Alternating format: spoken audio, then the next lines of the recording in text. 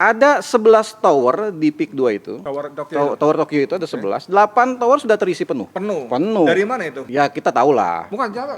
Saya mau dengar itu apakah ya pasti orang punya uang. Oke. Sorry banget tanpa bermaksud rasis, yang punya uang kebanyakan Chinese. Betul. Pertanyaan saya itu Chinese Cindo apa Cina daratan? Nah ini nanti akan nyambung ke situ pertanyaannya kan. Kepala Dinas Dukcapil Kabupaten Tangerang aja nggak tahu, nggak ngerti ditanya. Kita nggak ada akses bang, nggak bisa, mahal. Kepala Dinas Kepala Dukcapil, ya? Dinas coba. Kalau memang perlu diorasikan, Aguan, kau salah kamar. Insya Allah wa biidznillah, darah-darah jihad siap mengalir di tanah Banten.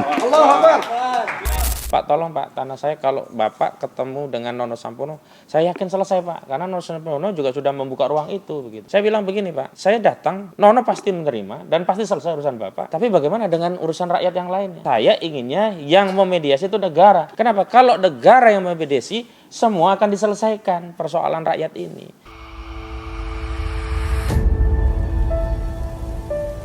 Ini kan narasi yang kita terima dari teman-teman Banten. Kezaliman luar biasa.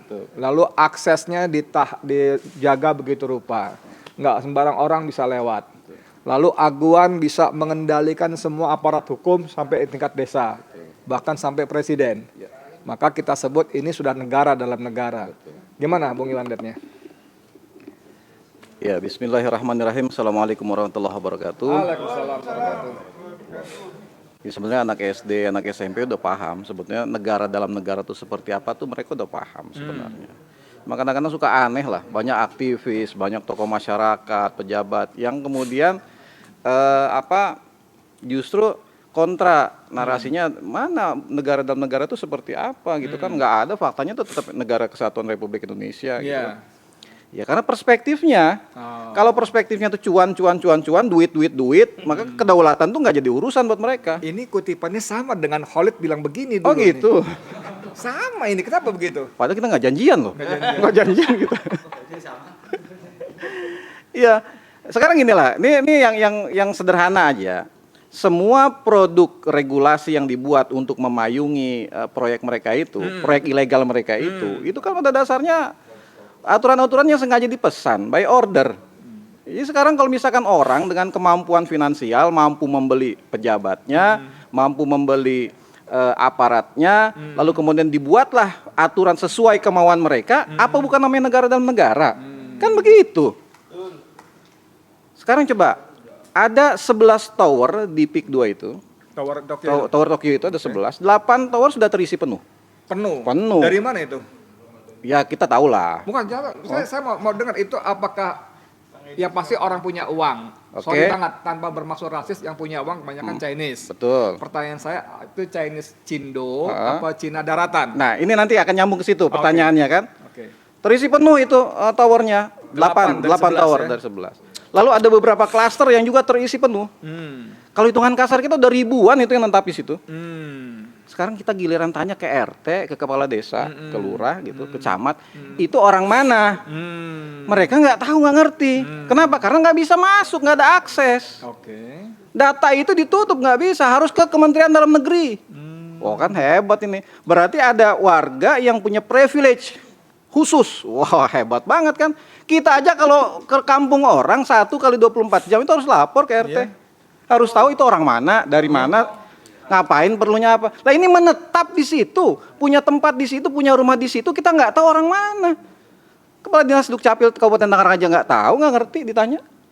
Kita nggak ada akses bang, nggak bisa, mahal. Kepala Dinas Kepala Dukcapil, Dinas ya? coba. Gimana Dukcapil ini? itu pendudukan dan catatan sipil. Nggak ngerti itu. Lah sekarang masih nanya mana buktinya negara dalam negara. Lah itu buktinya negara dalam negara namanya. Kalau begitu caranya. Nah kemarin kan soal PSN yang katanya ini kan dibikin sumir ini, dibikin ngambang. Antara dicabut atau tidak. Sekarang gini aja, itu ada tanah milik negara yang dikuasai oleh mereka. Dan pengurugannya masif loh sampai sekarang. Tanah-tanah kehutanan, tapuran itu kan punya negara, harusnya dikembalikan. Ini mereka sekarang gencar nih nguruk nih. Jadi bahkan yang katanya PSN itu sebenarnya betul, kata tadi Ustadz Hosinuddin katakan PSN nggak ada pengaruh karena mereka tetap udah jalan. Nah buktinya apa? PSN yang di Peak 2 itu tahun 2024. Sementara dari 2018, dari 2017 Bahasa PSN itu sudah ada untuk menekan masyarakat yang akan diambil tanahnya, itu sudah ada. Ini akan jadikan PSN. Lawang PSN-nya aja belum ditetapkan kok. Jadi artinya bahwa itu sudah dipakai oleh mereka tuh. Jadi PSN nggak PSN tetap ini mah tanah rakyat lagi dirampok lah kira-kira begitu.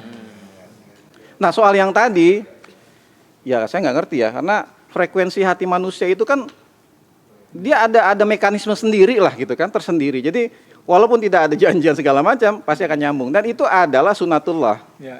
Pada titik tertentu, ketika ditekan makin lama ditekan, oh dia daya lentingnya akan semakin tinggi kan begitu. Nah rakyat pun begitu. Sekarang ditakut-takuti, dipres, ditekan dan seterusnya. Suatu ketika, waduh ini ledakannya akan kayaknya Hiroshima Nagasaki bisa kalah ini sama ledakan revolusi dari Banten nih. Kira-kira begitu Bang Edi. Ngeri sekali. Kalau yang ngomong Iwan Panglima ini ngeri sekali nih. Ledakannya bisa lebih parah daripada Hiroshima Nagasaki. Nah sebelahnya Iwan ini ada pendukung PIK 2. Nah kita sengaja undang supaya ada berimbang suaranya kan. Silakan Rama Irama. Cover buat saya.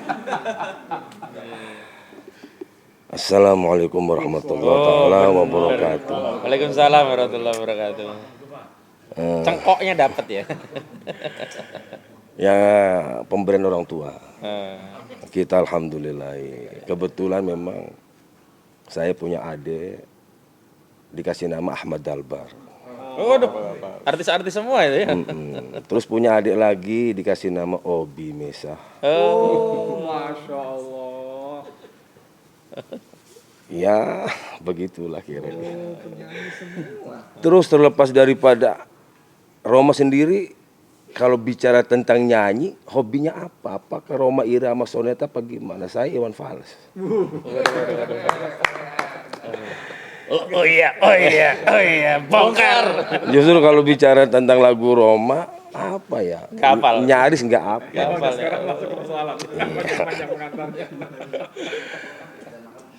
Alhamdulillah ya, alhamdulillah. Tahadatsun bi ni'mah. Terima kasih untuk semua. Saya hanya sebatas ingin menyampaikan, mengatakan sedikit. Karena memang apa yang sudah tersampaikan sudah begitu sangat luas. Sudah begitu sangat luas, sudah begitu banyak pembahasan-pembahasan yang memang sudah terlalu mengungkap. Tinggal bagaimana ke depan aja pemerintah menyikapi. Tapi satu hal yang pasti, saya di sini membawa suara hati. Kalau bicara tentang sebuah kata rakyat, wallahu alam. Tapi ini kata hati. Berbicara tentang saya berkepentingan apa? Nggak ada kepentingan. Nggak ada kepentingan. Karena kepentingannya apa? Saya tidak punya tanah yang doruk, nggak punya. Tentang aset apa yang saya dibawa, dizalimi juga nggak ada. Bicara tentang kendaraan juga cuma motor, hanya sebatas tangkinya juga pakai tangki kokang kuning. Nggak ada tangkinya, nggak ada. Miskin luar biasa, tapi insya Allah kaya insya Allah. Apa yang membuat saya harus ikut-ikutan? Ini ditarik oleh hati. Karena saya mengibaratkan begini, kalau seandainya ada tetangga punya rumah kebakaran, kita berdiam diri. Bodoh amat rumah gua bukan yang dibakar. Ngapain pusing-pusing? Ya. Dia juga dermawan ke agama, kita pelit emang iya. Tapi permasalahannya bukan di situ, tapi ini menyangkut anak cucu. Di mana kita berdiam diri, maka di situ api akan semakin menghanguskan itu semua. Masya Allah. Cuma itu. Tinggal tunggu giliran berarti ya. Kalau ini logika pejuang ini. Maka perlu saya sampaikan banyak juga bahasa dan telepon serta ya bicara ancaman, ya udahlah, nggak usah dibahasakan itu. Rom, apa sih lu kepentingan kayak begini? Rugi lu apa? Gua bilang rugiku sebagai warga negara, rugiku sebagai orang tua, di mana ini dibiarkan terjadi begitu saja, maka anak cucu akan mewarisi sebuah kemiskinan yang sangat luar biasa. Apa yang kita nyamankan sekarang, apa yang kita rasakan sekarang, itu hasil dari kemerdekaan mereka yang menyumbangkan darah untuk anak cucunya kita. Kita begini nih, lahir daripada nenek moyang kita, yang rela ikhlas berjuang membela anak cucu. Ya sehingga kita pun harus ikuti seperti itu. Kalau kita berdiam diri, bagaimana anak cucu kita nanti? Itu aja persoalan yang ada dalam pikiran saya. Maka tidak ada kepentingan, tidak ada apa, ini hanya sebatas naluri. Terlepas daripada pro dan kontranya, itu perjalanan. Satu hal yang pasti, saya bertekad untuk meluruskan perjalanan. Aish kariman au mut syahidan, itu pilihan saya. Sebelum selesai ini coba nih. Dia ada pasal 1321 KUHP Perdata menyatakan bahwa kesepakatan tidak sah jika didapatkan melalui paksaan, penipuan atau kekhilafan. Ini kalau kaitannya sama perampasan tanah oleh PIK 2 gimana, Rob? Saya sepakat. Sepakat ya? Saya sepakat dengan ini. Karena ini perundang-undangan ini tidak berdiri atas sendiri. Tidak. Ini berdasarkan kaidah Islam ini. Ini ini sangat sesuai dengan keislaman kita, dengan syariat kita yang dibentuk oleh negara, dibentuk oleh perundang-undangan begini. Ini sangat sesuai. Jadi memang perlu kita lawan. Tidak ada kata kompromi. Kalau memang perlu diorasikan, Aguan, kau salah kamar. Insya Allah wabidzinillah, darah-darah jihad siap mengalir di tanah Banten. Cuma itu aja, Pak.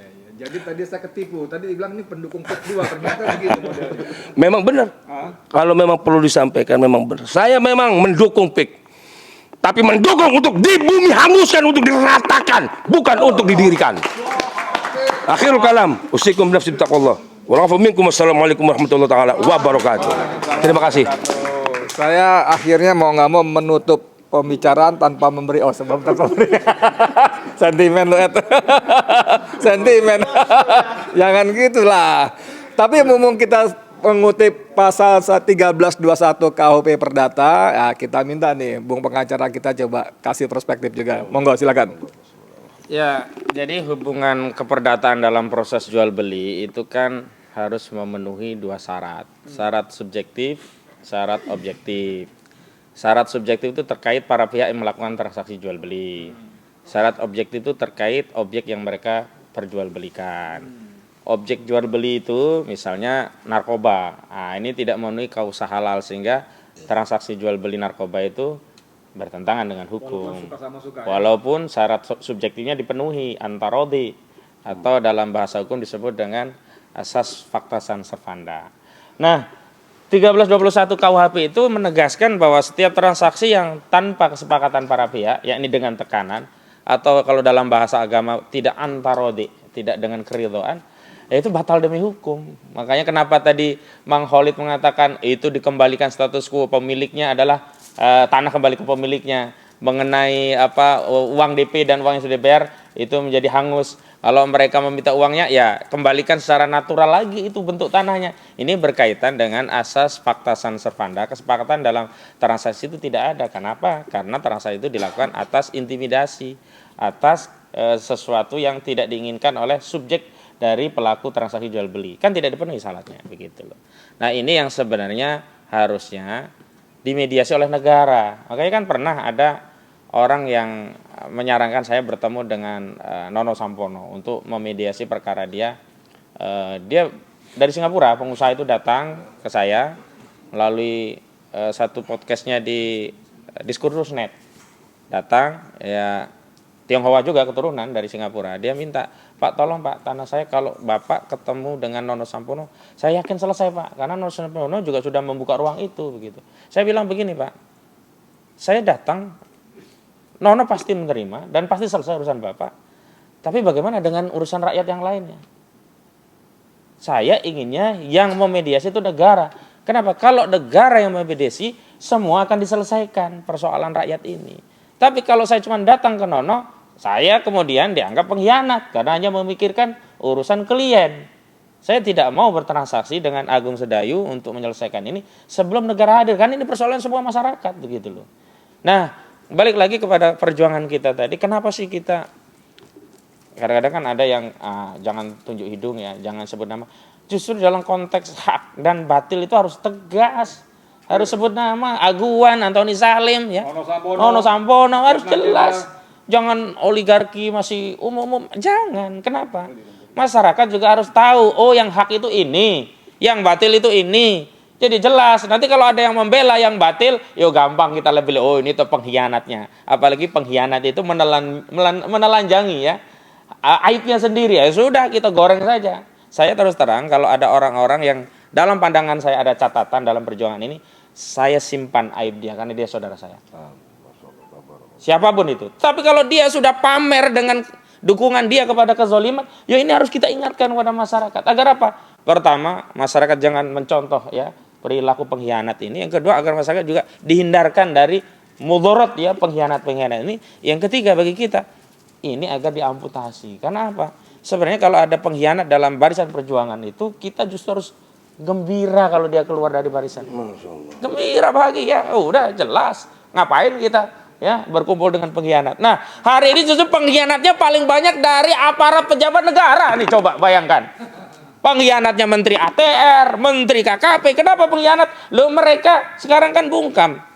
Nusron berkali-kali menyatakan, secara material dan faktual, ini tanah ada di laut, berarti tanah musnah. Pejabatnya sudah saya beri sanksi yang sangat tegas dan diturunkan dari jabatannya. Ternyata pensiunan. Tanah musnah itu ternyata jadi modus untuk melakukan reklamasi. Memanfaatkan pasal 66. Coba, pejabat seperti ini pengkhianat atau pengkhianat? Sama juga Sakti Wahyu Trenggono, dia katakan masalah pagar laut sudah selesai, orangnya sudah siap bertanggung jawab, kita kasih denda 48 miliar rupiah. Ternyata barangnya, ini pagar lautnya itu masih ada. Sementara yang kedua, pelakunya nggak masuk logika kalau itu dikatakan arsin dan tarsin gitu loh. Jadi ini orang ini juga pengkhianat begitu loh. Makanya kalau ingin benar, saya kira orang-orang pengkhianat itu harus dibersihkan dari negeri kita begitu loh. Nah, kalau orang-orang pengkhianat ini ya sudah bisa dibersihkan, maka bukan separuh, menurut saya 80% persoalan kita sudah terurai. Karena persoalannya itu kan kita bukan tidak bisa memitigasi masalah, ngerti mitigasi masalahnya, ngerti solusinya, tapi begitu ketemu otoritasnya yang bisa menyelesaikan itu, dia ini berkhianat. Begitu. Makasih. Oke. Makasih banyak teman-teman sekalian. Saya kira sudah sangat clear, jelas ya, bahwa baik Roma, Iwan tadi juga Khalid juga mengatakan kalau hukum masih terus jadi alat para pengkhianat tadi untuk menzalimi rakyat, apa boleh buat? Hukum kausalitas kata Khalid tadi ya, semakin ditekan, semakin tinggi, makin besar lentingannya. Nasrun minallah wa fatkun qarib wa basyiril mu'minin. Saya Di Mulyadi untuk FNN untuk Indonesia lebih baik. Assalamualaikum warahmatullahi wabarakatuh.